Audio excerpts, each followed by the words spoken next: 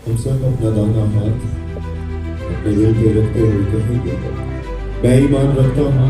खुदा कादिर मुतलक बाप पर जिसने आसमान और ज़मीन को पैदा किया,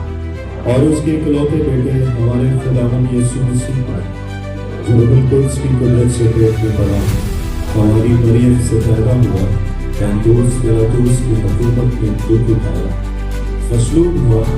मर गया और दफन हुआ, आलमे अरवाह में उतर गया, तीसरे दिन मुर्दों में से जी उठा, आसमान पर चढ़ गया और खुदा कादिर मुतलक बाप की दाहिनी तरफ बैठा, जहाँ से वो जिंदों और मुर्दों की अदालत करने को आया। मैं ईमान रखता हूँ रूहुल कुद्स पर, पाक कुलिया कलीसिया पर,